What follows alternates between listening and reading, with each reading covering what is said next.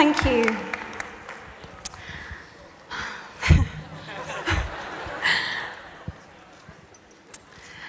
Two years ago, I launched a campaign called He for She at the UN in New York. I was very nervous before that speech. The nerves were followed by a tremendous high immediately afterwards and a crashing low a few days after that.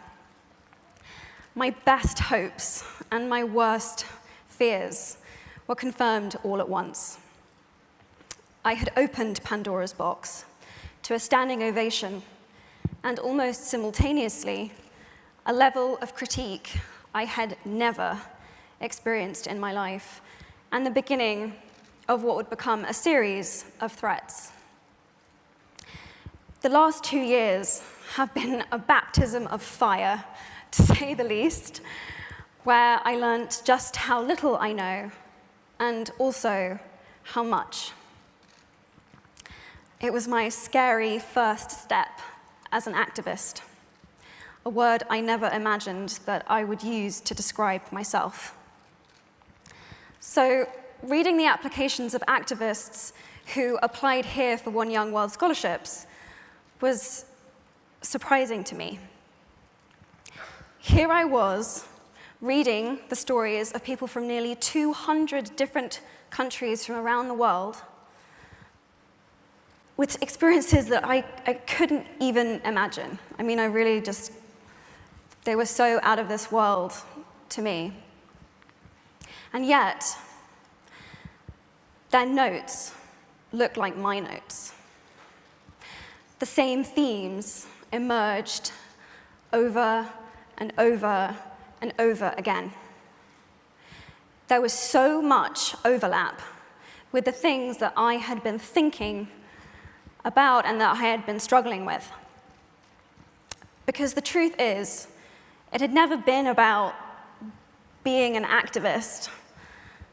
It was about the choice to make myself visible, and the choices that you made to do that too. Apart from the significant progress the world has made in the cause for equality, the best thing about the last 2 years has been this: finding people from such disparate experiences and communities that I found that I have something in common with. This is a community of artists, spiritual teachers, dreamers, thinkers, doers, who work together and support each other. For the first time in my life, I found my sisterhood, a brotherhood, however you want to describe it.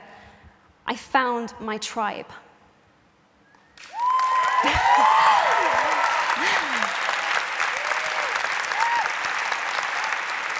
My hope for you, while you're here, is that you will find some of your tribe too. I really needed mine.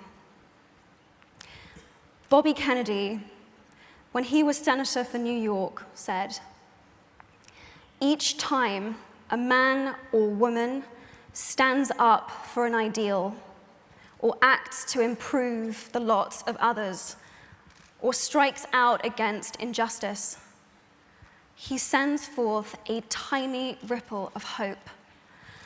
And crossing each other from a million different centers of energy, those ripples build a current that can sweep down the mightiest wall of oppression and resistance." That's what we are doing. We, the entire spectrum of the feminist movement, are building an unstoppable current for which we need ripples of hope from every age, race, ability, walk of life, from every human experience. I feel gender equality is as important as any of the other goals that we are here to discuss. And actually, if anything, it is even more important because it intersects with every single other issue that we face. We all have feminine and masculine energies within us. And both forces need to be lifted up, respected. They need to work together in order to make the world go round. Each of you are here at One Young World because you do something important. And it is so exciting to see you all come together in one room, because One Young World isn't about saying what each of us individually, can do, but what we can do. Working together, supporting, and listening to each other. It's in that spirit that I am delighted to introduce 9 activists who are the first recipients of a One Young World scholarship that I am very honored to have in my name. They are working to secure real progress towards a gender-equal world, and I hope that their stories will inspire you as much as they have inspired me. In a moment, I'm going to ask them to come onto the stage, but before I do, I want to offer a few statements of my own that I have struggled with and continue to struggle with on a daily basis, but that I have found inspiring. I want to ask you to take a moment. You can keep your eyes closed or keep them open, and ask yourself if these have any truth for you in them. I am willing to be seen. I am willing to speak up. I am willing to keep going. I am willing to listen to what others have to say. I am willing to go forward even when I feel alone. I am willing to go to bed each night at peace with myself. I am willing to be my biggest, bestest, most powerful self. These 7 statements scare the absolute shit out of me. But I know that they are at the crux of it all. At the end of the day, and when all is said and done,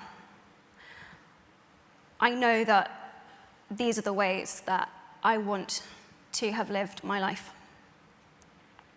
I know each one of you probably will have encountered one of these statements in the last 48 hours. And if you have, thank you for being here. I appreciate it. It's truly an honor to be here with you all. Thank you.